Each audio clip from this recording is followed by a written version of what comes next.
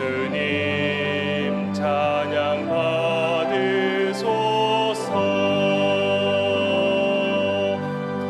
예수님 찬양 받으소서. 죄 사했네 우리 위해 성령 주셨네. 예수님 찬양 받으소서.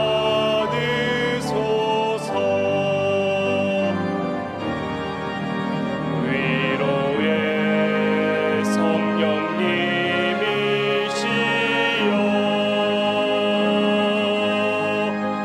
위로의 성령님이시여,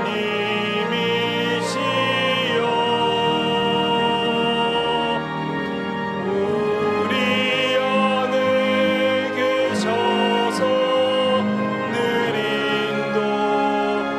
인도하셨네. 위로의 성령님이시여.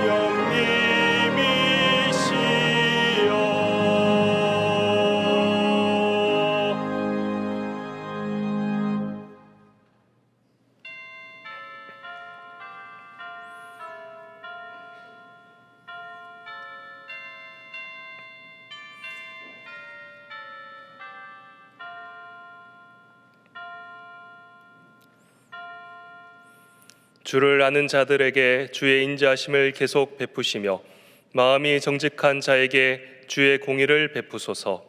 사랑과 공의의 하나님 아버지, 부활의 첫 열매 되신 예수 그리스도의 능력을 의지하여 부활절 다섯째 주일 주님 앞에 나아갑니다. 부활의 감격이 날마다 우리의 심령을 새롭게 하게 하시고 영원한 생명을 소망으로 은혜 충만한 삶을 살게 하옵소서. 한 영혼을 향한 주님의 열심과 사랑을 우리 마음에 부어주시고 아버지의 마음을 품어 잃어버린 자를 향한 복음의 증인 되게 하옵소서. 우리 주 예수님의 이름으로 기원하옵나이다. 아멘.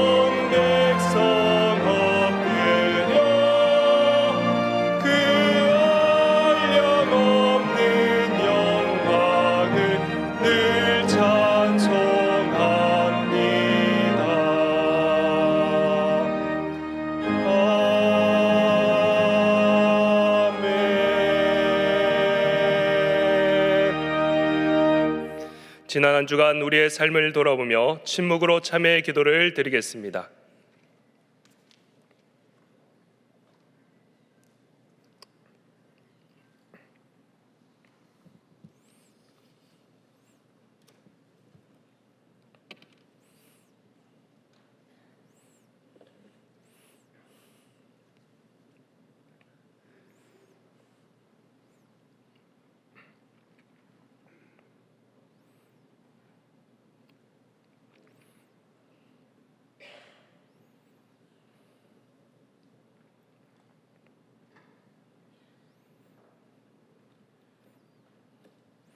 하나님께서 주시는 사제의 말씀입니다. 예수께서 이르시되 나도 너를 정죄하지 아니하노니 가서 다시는 죄를 범하지 말라 하시니라. 아멘.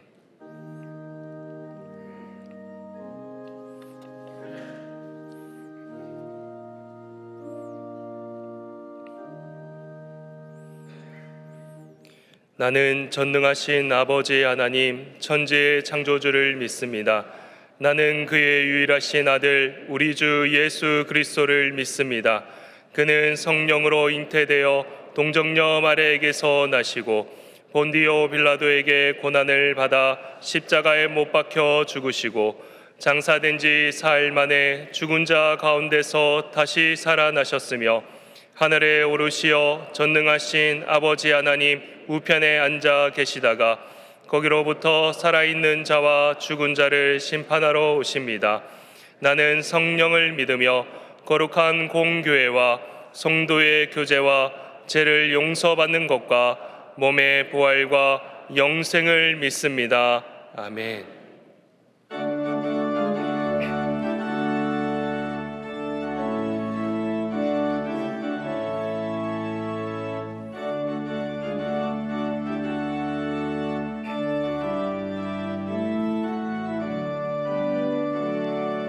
이 세상의 모든 죄를 맑히시는 주의 보혈 성자 예수 그 귀한 피 찬송하고 찬송하세.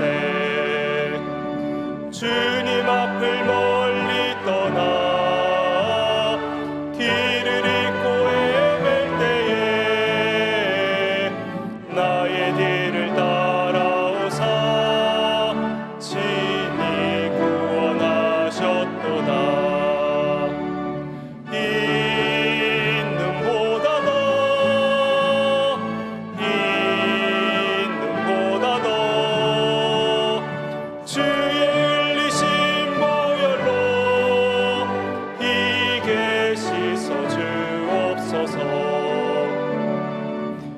시간을 쓰셨으니 피로 얼굴 물드셨고 십자가의 모진 고통 나를 위해 당하셨네.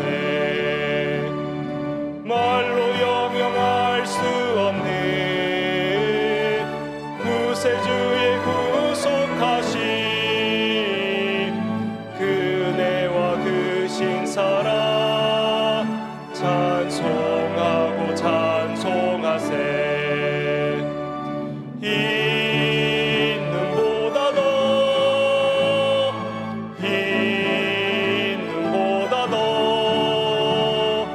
주의 흘리신 보혈로 이게 씻어 주옵소서.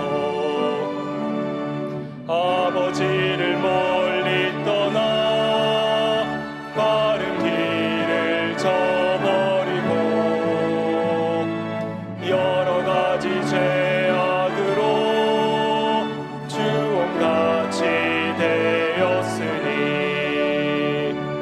물 같은 것 가지고는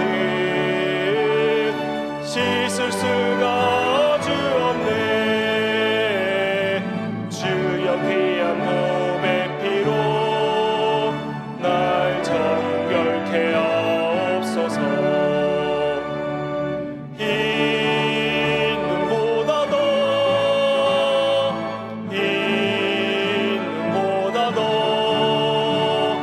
주의 흘리신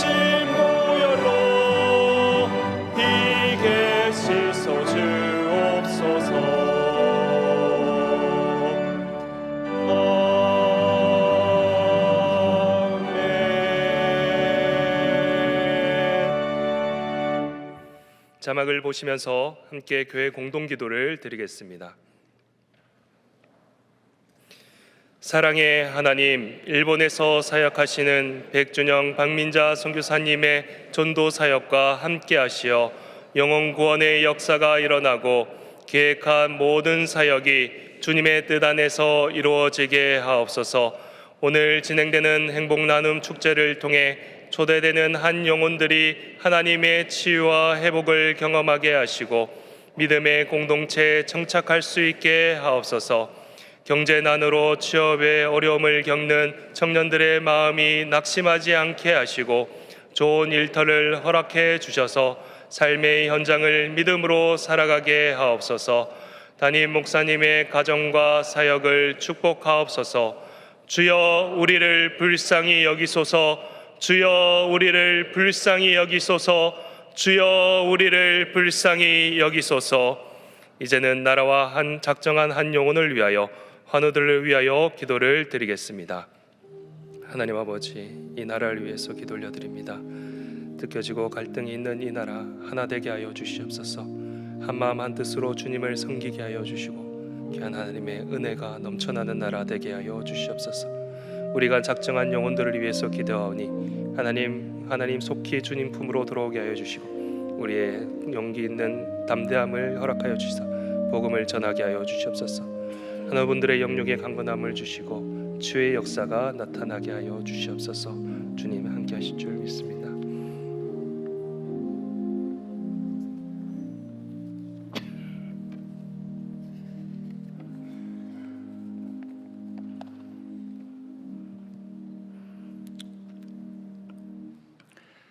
가정의 주인 되시는 아버지 하나님, 한 주간도 하나님이 주시는 은혜로 행복한 가정을 아름답게 만들어 가도록 인도하심에 감사를 드리며 겸허하고 경건한 마음으로 하나님을 경외하며 감사와 경배로 예배를 드리고자 하오니 우리 예배를 기쁘게 받으시고 홀로 영광 받아 주시옵소서. 사랑의 하나님, 저희는 지난 한 주간도 하나님 말씀대로 살지 못하고 불안한 정치와 경제적 어려움 속에서 불안과 불만과 불신 속에서 근심과 걱정으로 하나님께 나가기보다는 세상과 타협하며 살아온 저희의 잘못을 고백드리오니 이 시간 예배를 통하여 용서하여 주시옵소서. 그리하여 동안의 모든 성도가 사회의 품격을 높이는 방향으로 나가며 지금보다 훨씬 더 투명하고 신뢰를 높이는 사회를 만들어가기 위해 말씀 붙들고 기도하며 먼 미래를 위해 씨를 뿌리는 자로 인도하여 주옵소서. 사랑의 하나님, 동안의 성도들을 기억하시고 예배를 통하여 받은 은혜로 온 성도가 하나님 말씀에 따라 실천하며 행위가 온전한 자로 살아가며 진심으로 하나님을 구하며 불의를 행하지 아니하고 주의 도를 행하는 복 있는 삶으로 인도하시고 말씀을 사모하여 말씀 앞에 자신을 돌아보며 절망이 아닌 회복의 기쁨을 누리며 삶으로 실천해 나가는 믿음의 성도가 되도록 성령님 도와주시옵소서. 사랑의 하나님, 오늘 저녁 한 영혼을 위한 행복 나눔 축제가 있습니다. 이 시간도 주님 함께 하셔서 믿지 않는 영혼들이 주님께로 돌아오는 귀한 시간이 되도록 인도하시고 강사로 수고하시는 김영석 교수에게도 지혜와 능력 주시어 은혜가 넘치는 행복 나눔 축제가 되도록 도와주시옵소서. 주일을 맞아 교회 모든 부서의 행사와 사역들도 주님의 은혜로 준비되고 진행되도록 도와주시고 은혜와 성령 충만함이 넘치게 하옵소서. 이제 동안교회를 섬기기 위해 장로 10분을 세우려고 합니다. 우리의 생각이 아니라 주님 뜻에 합당하는 자가 세워지도록 인도하시고 교회와 성도를 위해 최선을 다해 섬기는 자가 선출되도록 모든 성도가 기도하게 하옵소서. 사랑의 하나님, 지금 이 나라는 극심하게 분열되고 서로 적대시하는 일이 반복되고 통합과 화합의 길은커녕 또 다른 분란의 시작과 거짓 선동과 선전으로 심각한 후유증을 만들 수 있다는 사회의 우려가 있습니다. 하나님, 우리를 불쌍히 여겨주시고 긍휼을 베풀어 주셔서 정치가 하나님께서 일하시는 방법대로 일하게 하시고 상처나고 갈라진 마음들이 하나 되게 하시어 위정자들이 국민을 위한 정치를 하게 하시고 믿는 우리는 힘들고 어려워도 기도하고 감사하며 하나님의 통치가 이루어지는 은혜를 경험하게 성령님 도와주시옵소서.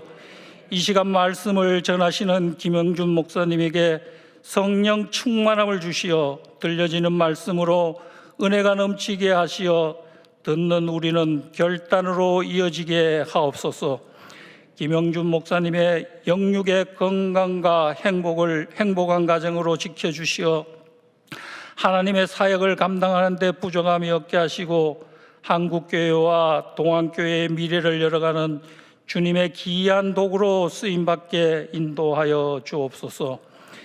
예배를 위해 찬양과 여러 가지 모양으로 돕는 손길들을 기억하시고 이들의 섬김을 칭찬하여 주시고 성령 충만하게 인도하옵소서. 예배를 드리는 모든 성도들에게도 하늘의 복 내려 주옵소서. 우리 모두의 가정의 주인 되시는 예수님 이름으로 기도드립니다. 아멘.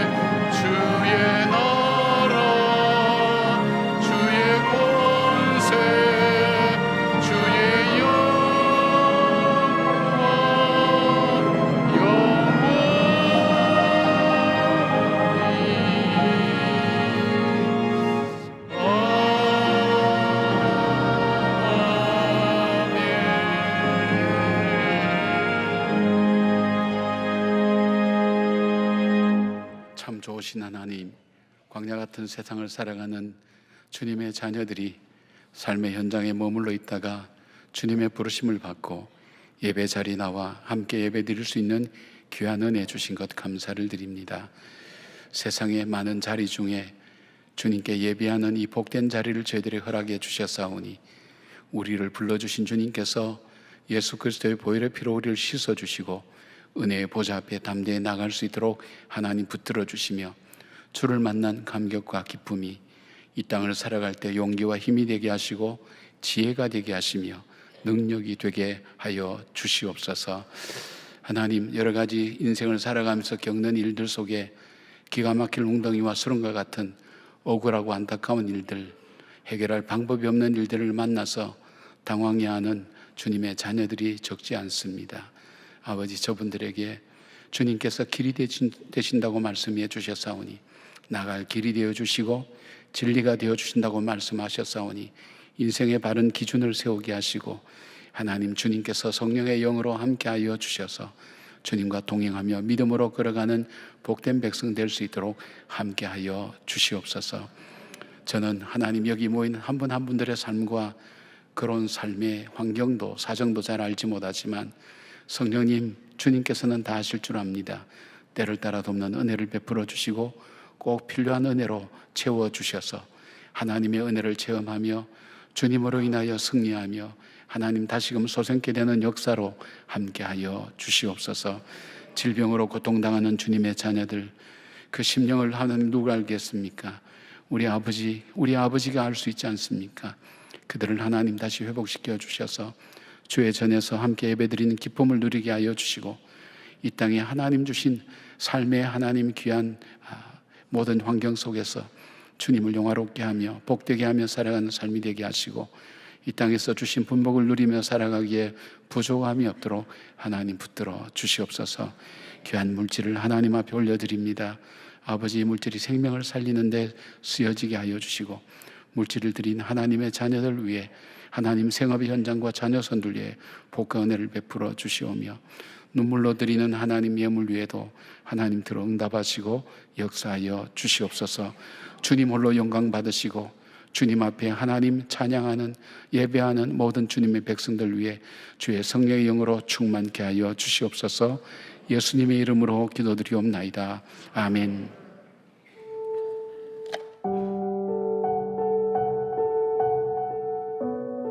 원찬이하게 저희 박가 집사님이 이제 전립선암이라는 사기 판정을 받았거든요. 근데 이제 우리 집사님이 좀 멘붕이 오신 것 같아요. 왜냐, 자기는 술도 안 먹고 담배도 안 피고 경건하게 살았는데 내가 왜 암이냐? 사기라는 판정에 좀 놀랐어요. 하나님의 뜻은 또 어디 있나?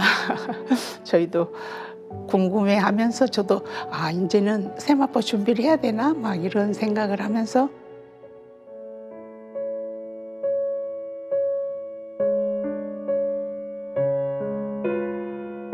그런 와중에 이제 중보기도학교 65기가 모집이 있다 그래서 이 목자님이 권사님 우리 중보기도학교 한번 해보시라고 그 목자님이 등록을 해주셔가지고 그래 그러면 한번 해볼게 그렇게 이제 하게 됐는데 이건 하나님과 나와의 시간과를 약속이잖아요. 그 시간을 어기면 안 되는 거잖아요. 그래서 제가 이게 쉽지 않는 거구나. 그리고 남다른 특별한 은혜가 있는 것 같습니다. 그 수많은 기도 제목들을 보면서 제가 가슴 아파야 했고 그 기도 앞에 무릎을 더 꿇어야 했고 안전하 소나 그분들의 기도 제목이 생각이 나서 간절한 마음이 오게 됐고 그분들의 기도 때문에 내 기도 제목은 아주 적어져 버렸어요.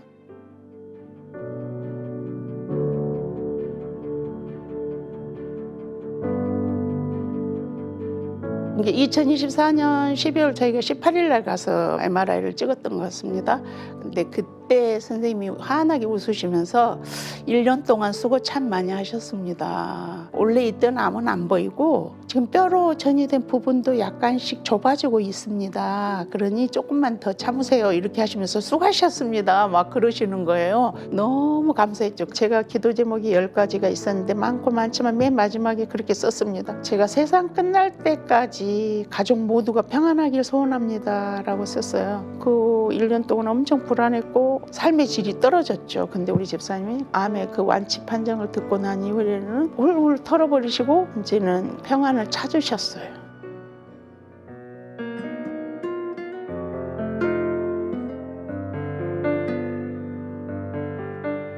중보기도는 동행이라고 생각하고 싶습니다. 멋있는 동행. 중보기도 하면서 멋있는 동행을 했습니다. 그분들의 마음을 내가 100%는 알 수 없었지만 기도를 더 많이 해야 되겠다라는 생각을 많이 하게 됐고 두세 사람이 함께하는 곳에 주님이 함께 하신다 그랬고 삼겹줄은 끊어지지 않는다고 했잖아요. 그래서 우리가 연합해서 기도하면 좋은 결과가 나올 것이고 동력을 얻지 않을까 그런 생각을 하게 되었습니다. 중보기도 학교를 한번 오시면은 또 새로운 각오를 하시게 될 것 같아요. 모든 분들의 기도를 포괄적으로 볼 수 있어서 우리가 보는 눈이 달라질 것이고 시선이 달라질 것 같습니다. 연단과 고난과 그 모든 아픔과 질고가 이제 현실적으로 우리가 눈으로 직접 보지는 않았지만 그분들의 고난을 기도 제목을 통해서 다 읽게 되잖아요. 보게 되고 시야가 엄청 넓어지죠. 그래서 중보기도 학교는 동행이다, 필수다, 그렇게 말하고 싶습니다. 우리 중보기도 하는 분들을 위해서 우리 격려와 축복의 박수 드렸습니다. 고맙습니다. 오늘 예배 자리에 오신 여러분들을 주님의 이름으로 축복하고 환영합니다. 우리 좌우에 있는 분들에게도 축복의 인사를 나누시겠습니다. 주님의 평강을 기원합니다. 네, 주님의 평강을 기원합니다. 예, 선포하는 인사죠. 예, 기도하면 됩니다. 기도하면 됩니다. 한 번 더요. 잘 되고 있습니다. 잘 되고 있습니다. 예, 여러분의 선포하고 인사한 대로 그대로 이루어진 역사가 있기를 바랍니다. 중보기도 우리가 영상을 보셨는데 우리가 신앙생활하면서 가장 중요한 것이 말씀과 기도죠. 그 중에서도 이 중보기도는 우리가 하나님을 체험할 수 있는 굉장히 중요한 통로가 됩니다. 우리가 신앙생활하면서 하나님의 살아계심, 가장 체험할 수 있는 중요한 방법 중에 하나가 기도에 응답하시는 하나님을 우리는 발견하게 될 때에 신앙적으로 많이 성장하고 성숙하게 되죠. 그걸 기도를 통해서 우리가 알 수가 있습니다.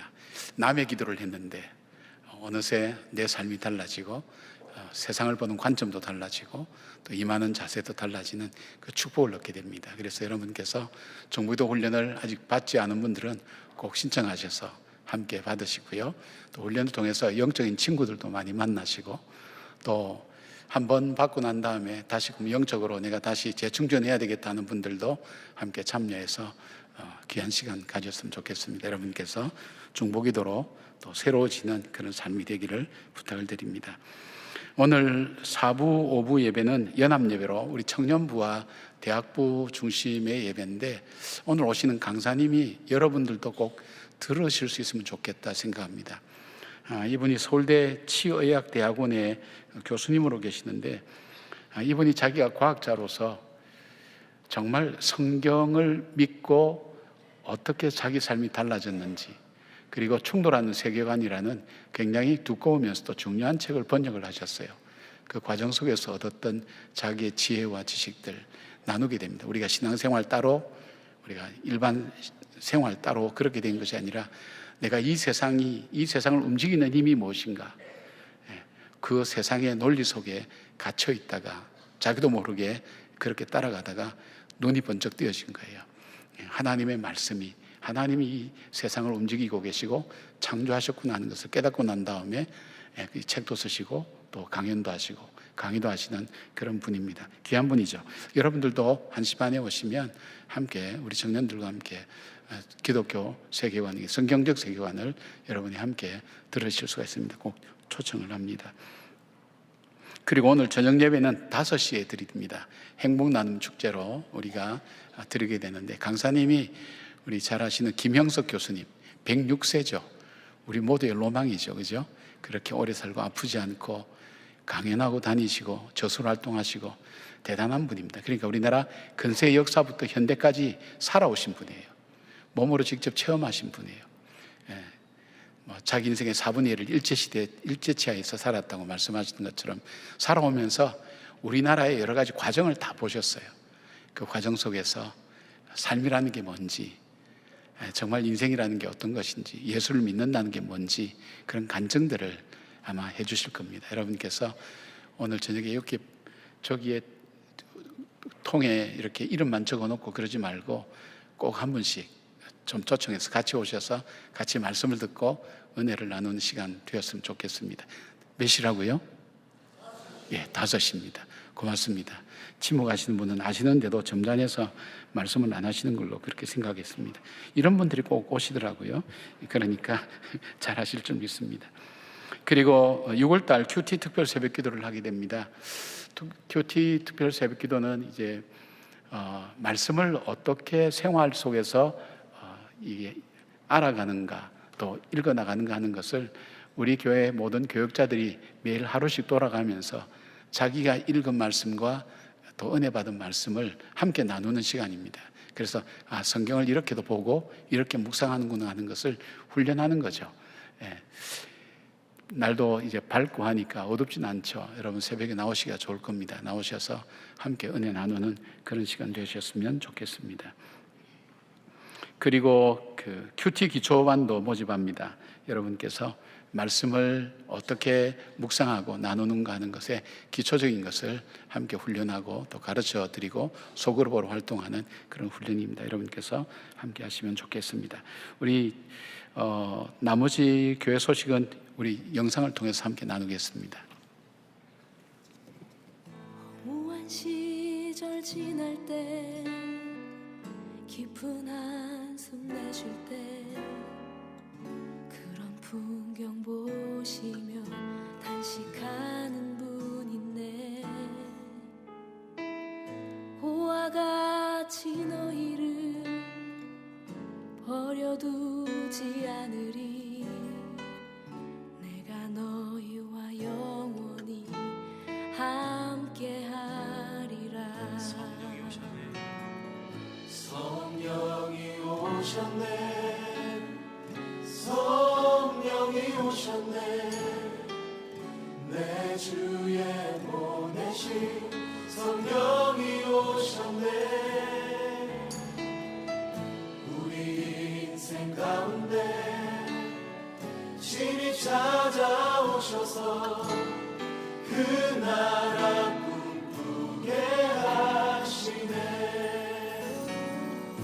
억눌린 자 갇힌 자 자유함이 없는 자 피난처가 되시는 성령님 계시네. 주의 영이 계신 곳에 참 자유가 있다네. 진리의 영이신 성령이 오셨네. 성령이 오셨네. 성령이 오셨네. 내 주에 보내신 성령이 오셨네. 우리 인생 가운데 신이 찾아오셔서 그 나라 꿈꾸게 하시네. 성령이 오셨네. 성령이 오셨네. 성령이 오셨네. 내 주에 보내신 성령이 오셨네. 오늘 우리에게 주시는 하나님의 말씀은 느헤미야 1장 5절에서 11절 말씀입니다. 다 함께 일어나셔서 하나님의 말씀을 경청하겠습니다. 이르되 하늘의 하나님 여호와 크고 두려우신 하나님이여, 주를 사랑하고 주의 계명을 지키는 자에게 언약을 지키시며 긍휼을 베푸시는 주여 간구하나이다.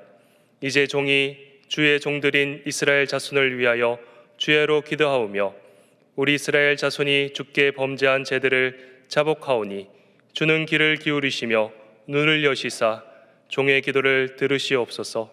나와 내 아버지의 집이 범죄하여 주를 향하여 크게 악을 행하여 주께서 주의 종 모세에게 명령하신 계명과 율례와 규례를 지키지 아니하였나이다.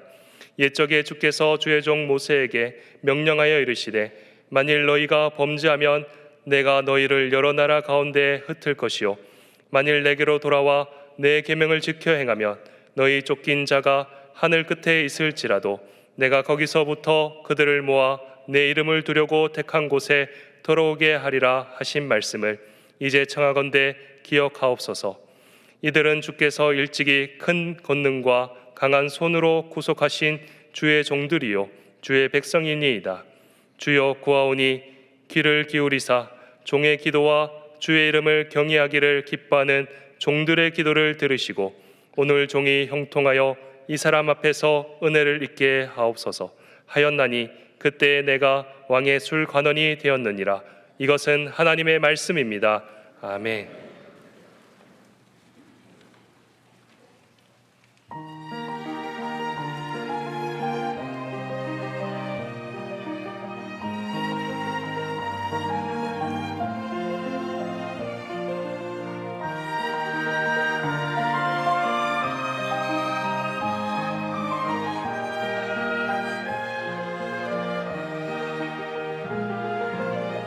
사랑의 자리에서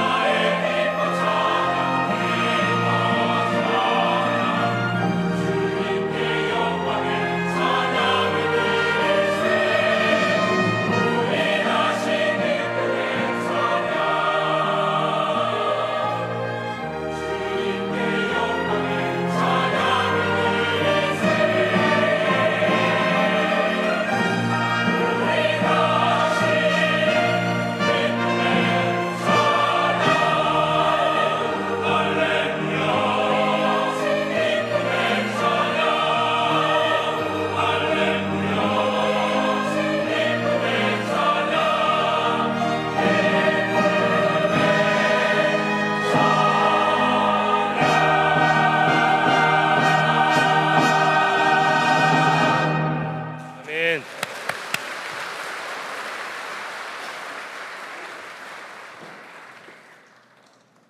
귀한 찬양 감사드립니다.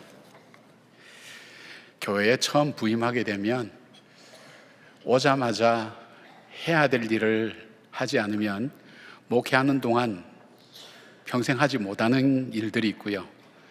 또 오자마자 하지 말아야 될 일을 하면 교회 분란이 일어나는 경우가 있습니다. 그래서 새롭게 교회를 부임하면 무엇을 내가 해야 되고 하지 말아야 될 것인가를 분별하는 것이 참 어려운 문제 같습니다. 제가 우리 교회 처음 왔을 때에도 역시 그런 심정이었습니다. 하나님, 이 교회를 어떻게 섬겨 나가야 하나님이 기뻐하신 교회가 되겠습니까?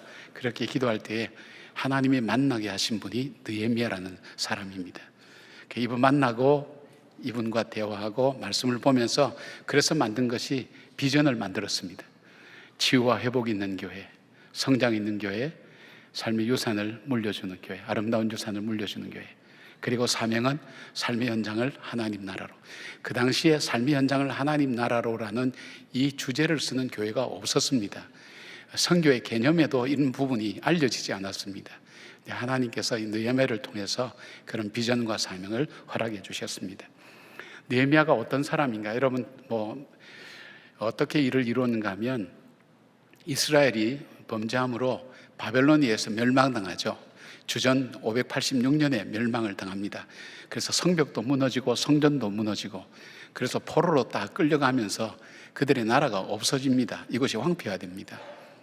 그러다가 하나님께서 예언하신 대로 그 선지자를 통해서 예언하신 대로 이 페르시아의 고레스 왕을 통해서 어느 날 갑자기 하나님께서 약속하신 회복의 귀한 역사가 일어나게 됩니다. 돌아오게 되죠.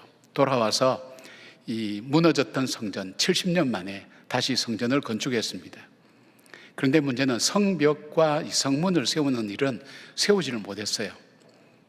그러니까 무려 무너지고 난 다음에 140년이 지나도록 이 성벽을 세우지 못하니까 성전의 중심으로 살지만 성벽이 없으니까 외부에서 적들이 침략해 오고 공격을 하니까 생활이 안정되지 못하면서 하나님 백성답게 살지 못하는 안타까운 상황을 이 느헤미야가 듣고 울면서 기도하는 장면이 우리가 지난주에 나눴던 그런 내용입니다.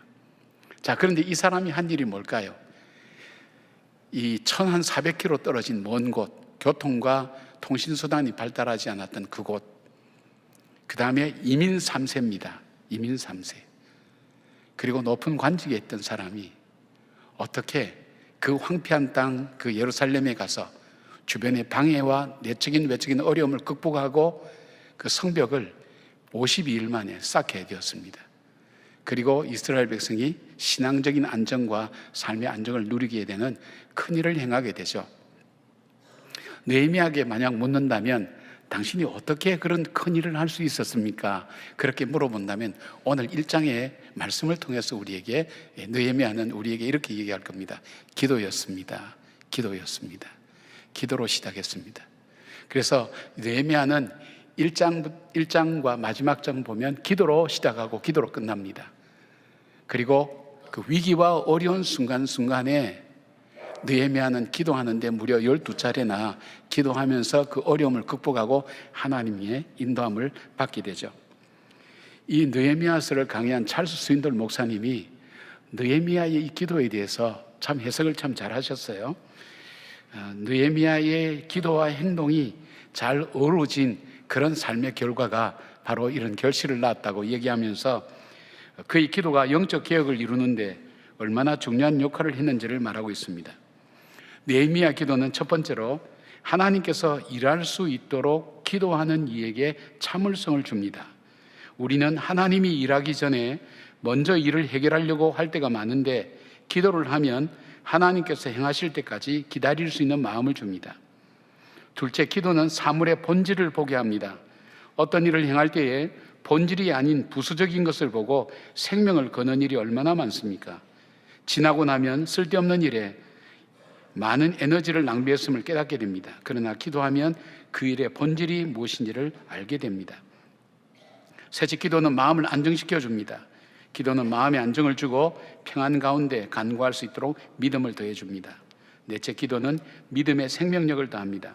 기도할 때 우리의 믿음이 더욱 생명력 있게 살아나 환경을 보지 않고 여건과 상관없이 하나님께서 주신 약속을 붙들고 나갈 수 있게 됩니다. 그렇게 얘기했습니다. 느헤미야의 기도, 그 기도는 어떤 기도였길래 이 큰 일을 이룰 수 있었습니까? 저와 여러분 중에는 어떤 일을 새로 시작하는 분들도 있고 또 삶의 어려움을 만나서 어떻게 해야 될지 알지 못하는 그런 분들도 있을 겁니다. 느헤미야의 시작, 기도로 시작한 느헤미야, 그의 기도는 대체 어떤 기도였는가? 하나님께서 응답하시는 기도였습니다. 그 기도의 특징을 우리가 함께 나누면서 여러분의 기도도 응답받는 기도가 되시고 또 그 기도를 통해서 여러분을 통해서 이루어가기를 원하시는 하나님의 역사를 써가는 그런 귀한 분들 되기를 바랍니다. 첫 번째 느헤미야의 기도는 말씀에 기초한 기도였습니다. 말씀에 기초한 기도라는 게 뭐냐면 하나님의 성품과 언약에 대한 이해를 바탕으로 하나님께서 이미 말씀하신 약속을 붙들고 기도를 드리는 것입니다. 이건 단순히 문제를 붙들고 기도하는 것이 아닙니다. 그리고 이 기도가 자기 감정을 표현하는 통로와 수단으로 쓰는 것이 아닙니다. 하나님께서 행하신 그 말씀을 읽어가면서 그 말씀을 기억하면서 거기에 맞게 정확하게 하나님의 언약을 따라 기도하는 것을 말합니다. 5절에 보니까 기도에서 이렇게 시작하죠. 이르되 하늘의 하나님 여호와 크고 두려우신 하나님이여 주를 사랑하고 주의 계명을 지키는 자에게 언약을 지키시며 긍휼을 베푸시는 주여 간구하나이다. 그렇게 기도로 시작합니다. 느헤미야가 알았던 이 하나님은 어떤 하나님인가? 그 하나님을 이렇게 고백합니다. 하늘의 하나님 여호와, 하늘의 하나님 여호와. 그러니까 이 땅에 있는 사람들이 만든 신이 아니라는 거예요. 하나님 스스로 계시는 여호와 하나님, 언약하신 것을 지키시는 여호와 하나님, 크고 두려우신 분, 모든 만물 위에 크신 하나님. 그러니까 쉽게 말씀드리면 하나님은 천지를 창조하셨습니다. 역사를 주관하신 분입니다. 나의 생사화복을 주관하시는 하나님인 것을 내가 믿습니다. 그래서 내가 두려워하고 크신 하나님인 것을 제가 알고 있습니다. 그 고백입니다. 이 고백부터 먼저 합니다. 그리고 두 번째 고백은 뭐냐면 그 하나님은 기도를 들으시는 하나님이라고 고백합니다. 6절에 주는 귀를 기울이시며 눈을 여시사 종의 기도를 들으시옵소서라고 간구하고 11절에도 기도를 들으시는 하나님인 것을 고백하고 있습니다. 우리가 아무리 울부짖어도 들어줄 대상이 없다는 것이 얼마나 절망적입니까? 그러나 느헤미야는 나의 기도를 들으시고 눈을 열어서 보고 계시는 그 하나님을 믿고 그 하나님께 고백하고 있습니다. 시편 65편 2절에 보니까 기도를 들으시는 주여 모든 육체가 주께 나아오리다. 모든 육체가 주께 나간다는 이유가 뭡니까? 기도를 들으시는 그 하나님이 계시기 때문입니다. 그리고 세 번째는 느헤미야가 고백한 하나님은 언약하신 것을 반드시 이루는 하나님이라는 것입니다. 8절 9절에 보니까 옛적에 주께서 주의 종 모세에게 명령하여 이르시되 만일 너희가 범죄하면 내가 너희를 여러 나라 가운데에 흩을 것이요 만일 내게로 돌아와 내 계명을 지켜 행하면 너희 쫓긴 자가 하늘 끝에 있을지라도 내가 거기서부터 그들을 모아 내 이름을 두려고 택한 곳에 돌아오게 하리라 하신 말씀을 이제 청하건대 기억하옵소서. 그렇게 얘기합니다. 이게 느헤미야의 기도가 아닙니다. 이 기도는 신명기 28장 64절의 말씀과 신명기 30장 1절에서 5절 말씀을 근거로 간구한 것입니다. 그리고 성전 건축 후에 솔로몬이 하나님께 기도했을 때도 하나님께서 모세에게 언약하신 것을 다시 확인시켜 준 그런 내용입니다. 히브리서 11장 6절 보니까 믿음이 없이는 하나님을 기쁘시게 하지 못하나니 하나님께 나가는 자는 반드시 그가 계신 것과 자기를 찾는 자들에게 상 주신 이심을 믿어야 할지니라고 그렇게 말씀하고 있습니다. 이 믿음을 느헤미야는 갖고 있었어요. 하나님은 천지의 창조주십니다. 역사를 주관하시는 분입니다. 인간의 생사화복을 주관하시는 하나님입니다. 그 하나님이 나의 기도를 들으시는 하나님입니다. 그리고 그 하나님은 언약하신 바를 이루시는 하나님. 지금 이 느헤미야가 고백한 이 고백은 역사 속에서 이루어졌어요. 말을 안 들을 때 하나님의 명령을 거역할 때 하나님께서 흩으셨어요. 그런데 하나님께서 또 은혜를 주셔서 이들을 또 다 불러 모으셨어요. 하나님께서 행하신 일이에요. 역사 속에서 행하셨던 그 하나님, 언약하신 대로 행하시는 그 하나님에 대한 고백을 드리는 것입니다. 존 화이트라고 하는 정신의학자는 탁월한 지도력이라는 책에서 그런 얘기했습니다. 느헤미야가 하나님께 기도하는 기도는 캔과 윌의 기도다.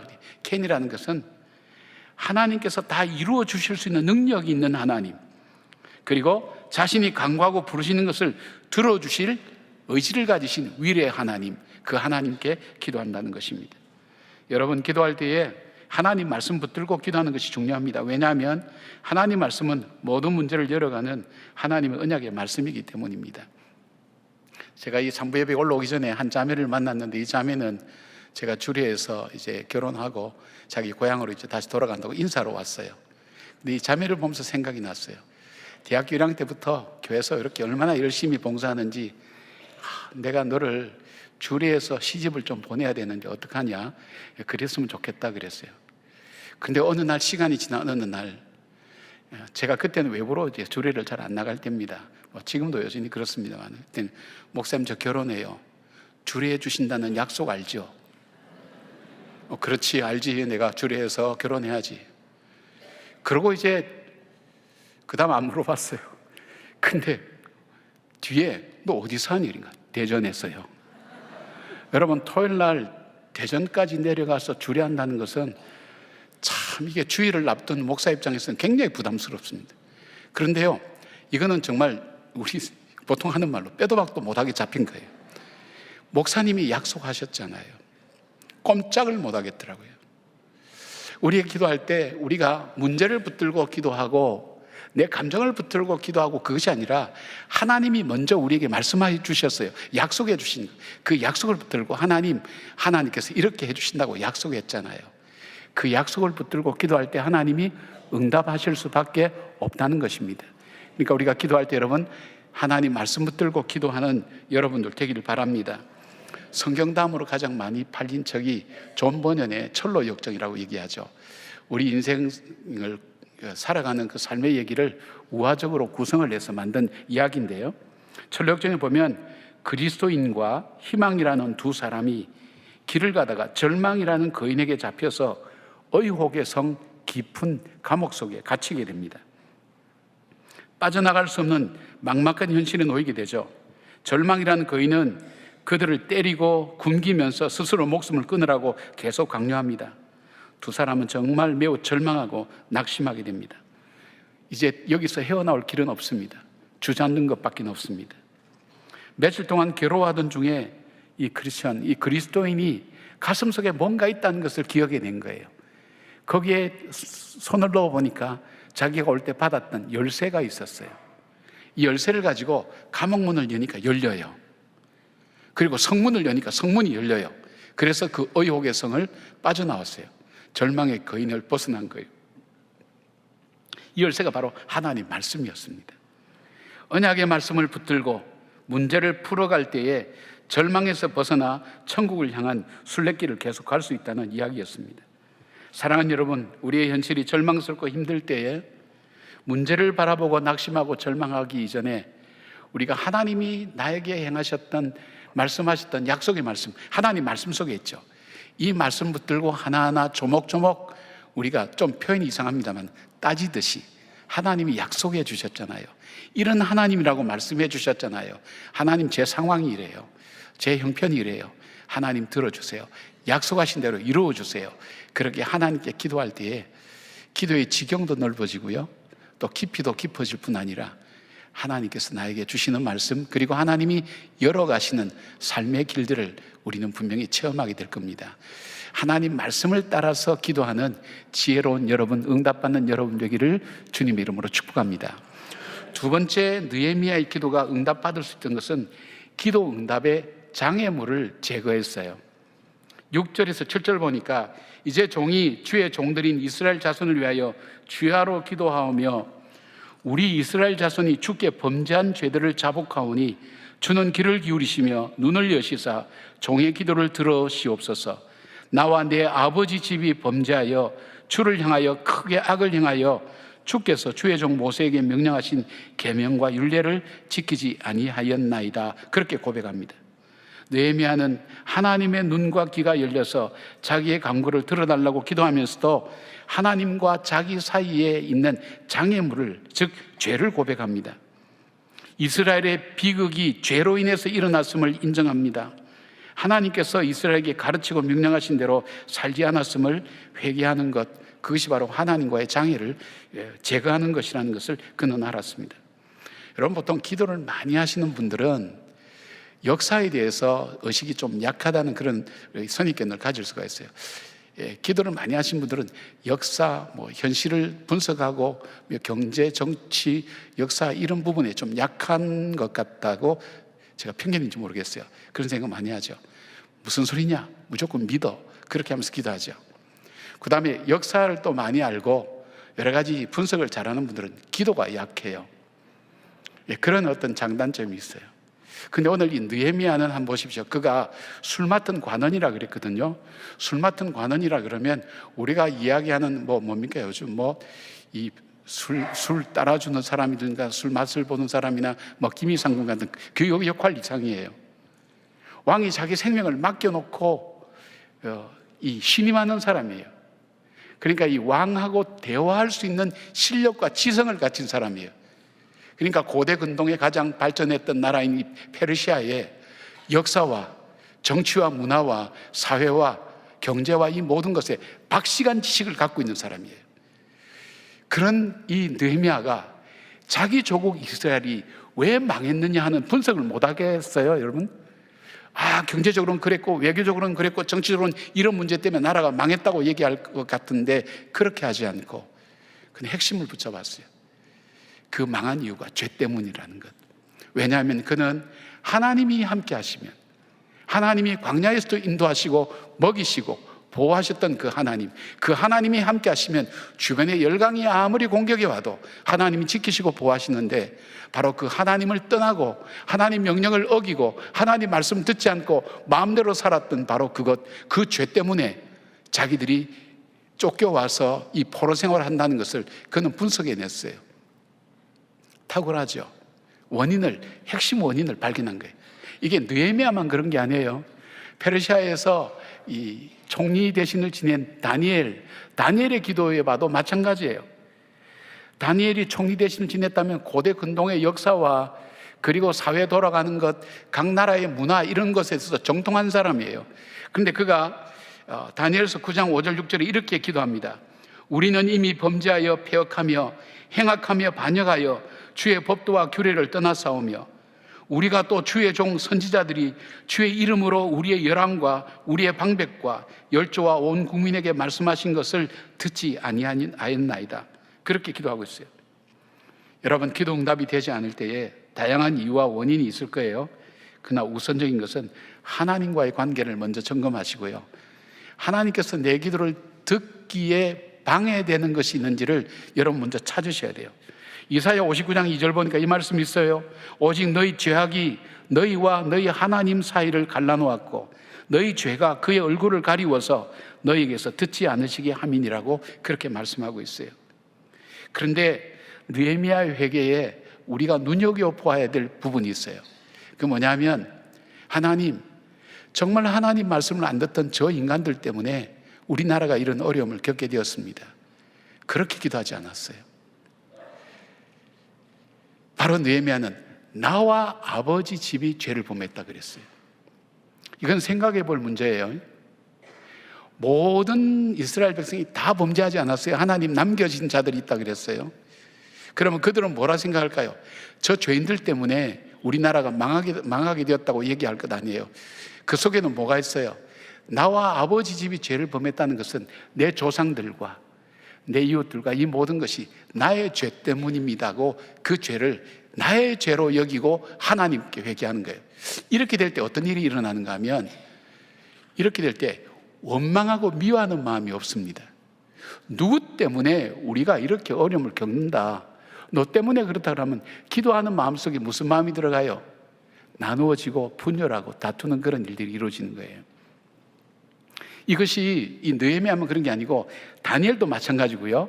에스라도 마찬가지예요. 에스라는 그 이스라엘 백성들이 정말 그 성전을 건축하고 와서 57년 만에 성전 건축하고 돌아와서 이 나라를 정말 믿음으로 하나님 기뻐하시는 백성으로 세우겠다고 왔는데 온 지 4개월 만에 보니까 이 나라의 앞장서야 될 제사장들과 레위인들이 이 이방 사람들과 혼인을 하면서 신앙 안에서 떠나고 있었단 말이에요. 근데 그 사람 명단이 에스라 마지막 품에 나오잖아요. 한 100명에서 110명 정도 가까이 돼요. 그러니까 1차로 5만 명이 돌아오고 2차로 한 5천 명이 돌아왔는데 그 많은 숫자 중에 한 100여 명 정도 그들이 그렇게 살았어요. 그런데 그 사람들을 향해서 보면서 에스라가 기도할 때 나와 아버지 집이 죄를 범했다. 우리 죄를 용서해달라고 그렇게 기도했어요. 사랑하는 여러분, 지금 우리나라가 얼마나 나누어져 있어요. 교인과 비교인, 교회 안에서도 서로 나누어지고요. 원망하죠. 저 사람들 때문에 이 나라가 망하게 됐다. 저 사람 때문에 이 나라가 이렇게 어려워지고 어지러워진다. 그런 마음들이 아마 다 있으실 거예요. 근데 여러분, 우리가 기도할 때 어떻게 해야 될까요? 그렇게 되면 미워하면서 기도할 수밖에 없어요. 증오하면서 원망하면서 기도할 수밖에 없어요. 하나님은 그 기도를 기쁘게 받지 아니하세요. 이 느헤미야의 기도는 나와 내 아버지 집이 범죄했다고 나의 죄로 받아들였어요. 그렇다면 여러분, 지금 이 나라가 이만큼 어렵고 힘든 것은 특정인이 아니라 바로 나에게 책임이 있다는 것. 왜 나에게 책임이 있다고 얘기해야 될까요? 여러분, 우리는 왕같은 제사장이라 그랬어요. 하나님께서. 왕같은 제사장은 이 땅에 일어나는 일에 대한 책임 우리한테 있어요. 우리가 중보기도 할 때도, 공동기도 할 때도 세 번째는 외부의 이 나라와 정세와 국제 정세에 대한 부분을 가지고 기도하는 이유가 거기 있거든요. 우리의 책임이라는 거예요. 이 땅에 일어나는 일이 제사장인 우리의 책임이라는 것. 바로 우리의 본분을 깨닫고 하나님께 기도하는 거예요. 사랑하는 여러분, 이 느헤미야와 에스라가 민족의 죄를 붙들고 기도할 때 하나님께서 그 마음을 움직이고 그 공동체를 움직이기 시작했어요. 하나님의 말씀입니다. 요한일서 1장 8절 9절, 만일 우리가 죄 없다 하면 스스로 속이고 또 진리가 우리 속에 있지 아니할 것이요, 만일 우리가 우리 죄를 자백하면 저는 미쁘시고 의로우사 우리 죄를 사하시며 모든 불의에서 우리를 깨끗게 하실 것이요.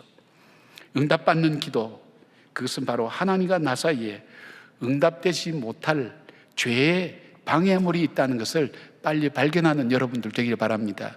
하나님과의 관계가 바로 세워질 때에 우리가 염려하는 이 땅의 일들은 다 회복되어지고 바로 될 것을 저희들은 믿습니다.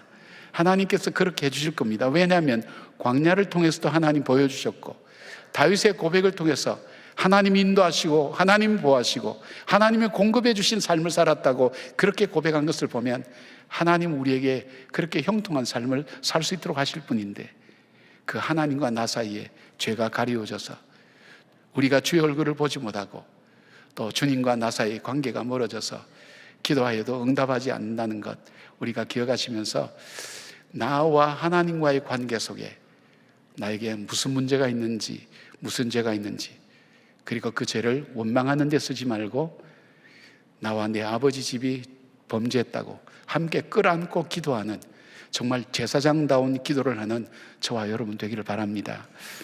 세 번째로 느헤미야가 기도 응답을 받을 수 있었던 것은 자신이 기도하는 제목에 헌신할 마음을 갖고 있는 사람이었습니다. 하나님이 받으시는 게 굉장히 중요한 얘기입니다. 11절에 보니까 주여 구하오니 귀를 기울이사 종의 기도와 주의 이름을 경외하기를 기뻐하는 종들의 기도를 들으시고 오늘 종이 형통하여서 이 사람 앞에서 은혜를 입게 하옵소서 하였나니 그때 내가 왕의 술과 한원이 되었느니라, 그렇게 말씀합니다. 오늘 느헤미야가 금식하고 울면서 기도하는 것은 자기가 아닥사스도 왕의 은혜를 입어서 자기 삶이 형통하기 위해서 기도한 것이 아닙니다. 느헤미야의 이러한 기도는 하나님께서 이스라엘의 새로운 공동체를 회복시키는 일에 자기를 통해서 일하시기를 원하시는 하나님의 부르심을 그는 느끼고 받았습니다. 그러나 그가 비록 가장 높은 자리에 있다 할지라도 자기 한계를 벗어나는 일이었습니다. 왜냐하면 에스라 4장 11절에서 21절 보면 느헤미야 이전에 성벽 건축이 시도되었습니다. 그러나 그 당시 아닥사스도 왕이 주변 이방인들이 상소를 했어요. 이 땅은, 이 유대 예루살렘 이 땅은 반역의 땅입니다. 성을 건축하고 나면 왕에게 반역할 것입니다. 그때 마침 이집트에서 반역이 일어나서 반역하면 반자도 싫어할 그때였어요.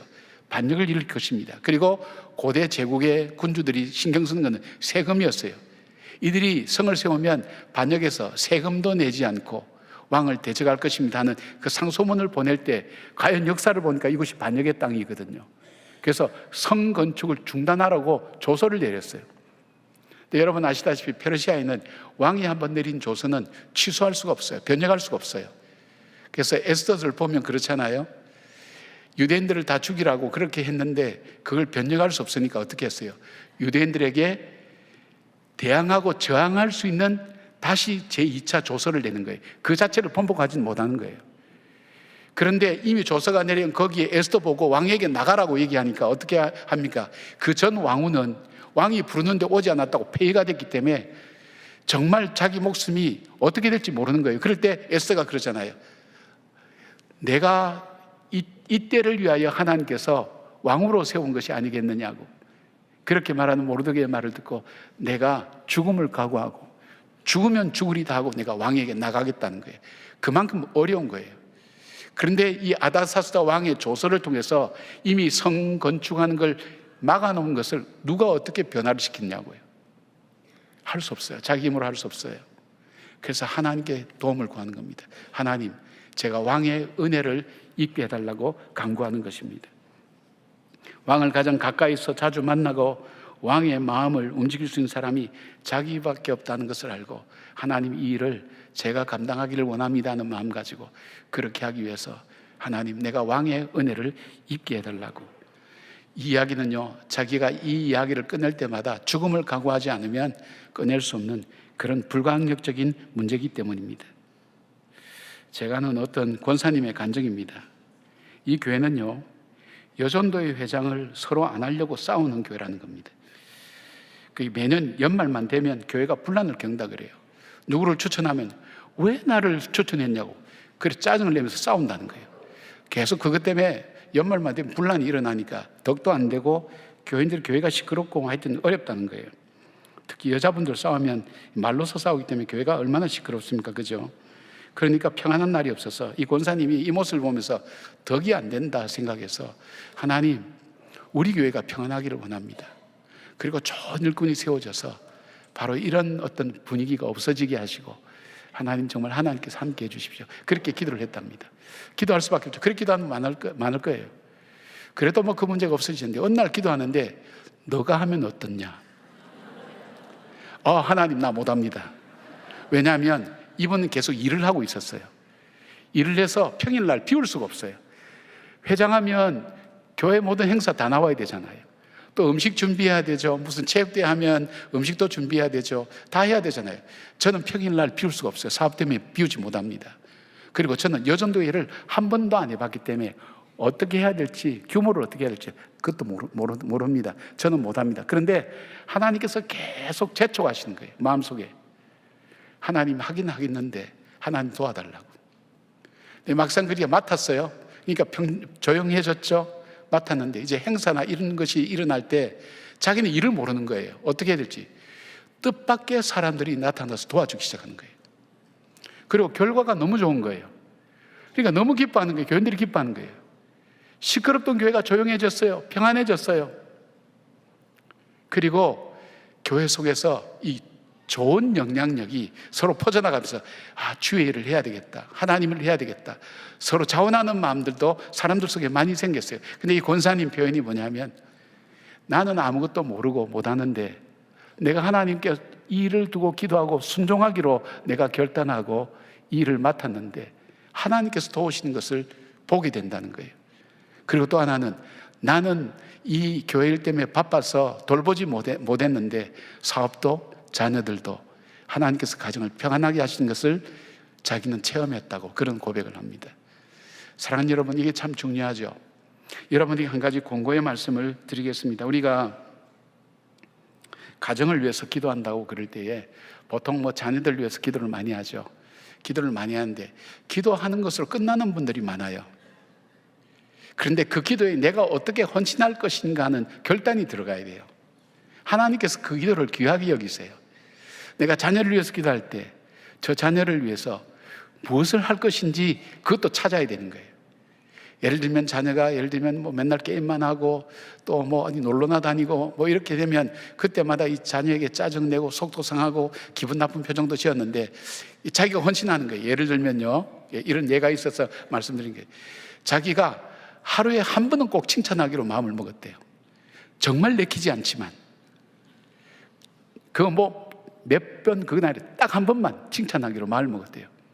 그렇게 해서 정말 속에서 이런 게 올라오는데도 불구하고 칭찬을 며칠 계속 했대요. 그리고 조금씩 한 달, 두 달 했는데 이 아이가 바뀌기 시작하는 거예요. 달라지기 시작하는 거예요. 공부에 취미를 갖게 되고 부모에게 단답형으로 대답하지 않고 문장을 만들어서 얘기하는 거예요. 우리 청소년들 단답형 대답이 뭔지 알죠? 너 어디 갔다 왔어? 어디? 뭐 했어? 뭐? 누구 만났어? 누구? 대답이 없어요. 너 말이 짧다. 근데 뭐 됐어. 그리고 자기 방에 들어가는 거예요. 아마 청소년 길러보신 분들은 아마 아실 거예요. 특별히 중2를 길러보신 분들은 아주 공감하실 거예요. 근데 자기가 무엇을 헌신할 것인가, 그것을 하나님 앞에서 함께 결단하고 주님의 도우심을 구하면서 나갈 수 있어야 돼요. 우리나라도 마찬가지죠. 이제 저는 뭐 정치 얘기하지 않습니다만은 6월 3일 날 대통령을 뽑는데 지금 나라의 정세가 어떤 분기점에 와 있어요. 우리 모두가 그렇잖아요. 우리나라가 잘 되어야 된다는 마음 전부 다 똑같잖아요. 그렇다면 여러분들 속에는 이 사람이 되어야 되고 저 사람이 되어야 되고 이 후보들이 나왔으니까 아마 결정을 다 하고 계실 거예요. 근데 여러분에게 제안 드리고 싶어요. 우리가 정치와 어떤 지역이나 이해관계 이전에 우리는 하나님 말씀에 기초하고 있어요. 그 말씀대로 살기를 원해요. 그렇다면 내가 결정한 것을 다 내려놓고 하나님 앞에 하나님께서 계획하신 나라가 어떤 나라입니까? 이 나라가 순교의 피가 있고 선배들의 기도가 있는 나라가 아닙니까? 이 나라가 하나님께서 축복해 주셔서 선교사를 파송하고 열방을 축복되게 하는 그 사명이 있는 나라가 아닙니까? 이 나라가 그런 방향으로 가기 위해서 제가 할 일이 무엇입니까? 진지하게 한번 기도해 보시면 좋겠어요. 그리고 여러분이 최선을 다해서 기도하면서 나라를 위해서 기도하면서 참 복된 나라 되게 해달라고, 주님의 뜻을 나타내는 나라가 되게 해달라고 그렇게 기도하면 어떨까요? 그것이 바로 내가 하는 기도에, 내가 헌신하는 느헤미야의 기도라는 것입니다. 사랑하는 여러분, 무엇을 어떻게 시작해야 될지 알지 못하는 분들이 많을 겁니다. 내가 내 인생을 이제 다시 어떻게 살지? 내가 내 사업을 어떻게 시작하지? 내가 가정을 어떻게 꾸려나가지? 어떤 일에 부딪히고 힘들고 또 건강에 대한 어려움을 겪을 때에도 동일한 생각들이 많이 찾아올 겁니다. 그때 여러분, 우리의 시작은 기도입니다. 왜냐하면 천지를 창조하신 그 하나님, 우리의 기도를 들으시는 하나님, 나의 생사복을 주관하신 하나님, 그 하나님께 우리가 먼저 나의 문제를 갖고 나가는 겁니다. 그리고 문제를 붙들고 기도하는 것이 아니라 하나님의 약속의 말씀 붙들고 기도할 때 주께서 그 일을 통해서 이 느헤미야를 통해서 큰 일을 이루신 것처럼 바로 이 자리에 있는 여러분들 통해서 가정도 교회도 그리고 나라도 분명히 새롭게 만드실 하나님의 계획을 이루어가는 귀한 분들이 될 줄 믿습니다. 그런 믿음의 헌신과 기도의 응답의 축복들을 누리는 우리 모두가 되기를 주님 이름으로 축복합니다. 아멘. 기도하겠습니다. 하나님, 우리는 꿈을 꾸지만 인생이 참 꿈대로는 되지 않는 것 같습니다. 참 간절히 원하는 바람도 있지만 때로는 그것과는 정반대의 일들이 일어나면서 당황하기도 하고 주저앉기도 하고 어떻게 해야 될지 암담해서 하나님 망연자실한 일들도 우리는 많이 경험합니다. 오늘 느헤미야를 통해서 우리에게 말씀해 주신 주님, 우리가 우리의 문제를 주님께 먼저 갖고 나갑니다. 주님 앞에 엎드립니다.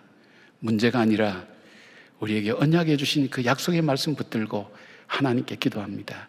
주여 응답하여 주시고 그 응답을 통해서 우리의 삶 속에서 우리의 길이 되어주신 주님께서 참으로 길을 열어주시옵고 진리 되신 주님께서 우리 인생의 기준을 분명히 세워주시옵고 생명 되신 주님께서 우리의 삶에 생명력을 더해가는 활력과 은혜가 넘치는 그런 삶을 살게 하여 주시옵소서.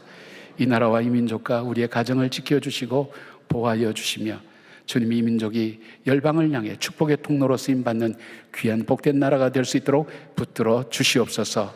예수님의 이름으로 기도드리옵나이다. 아멘. 우리 말씀 기억하면서 다 같이 일어나셔서 고백의 찬양 함께 올려드리겠습니다.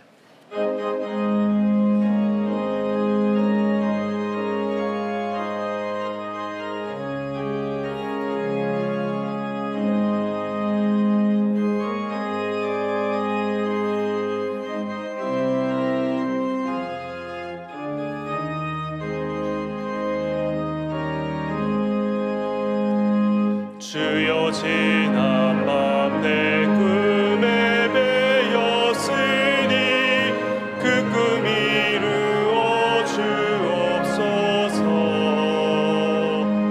밤같이 계시로 보여주사 항상 은혜를 주옵소서. 나의 놀라운 정령남이 끼는 장차 큰 은혜 받을 편이 나의 놀라운 정령이 이루어져 주님 얼굴을 배우리라.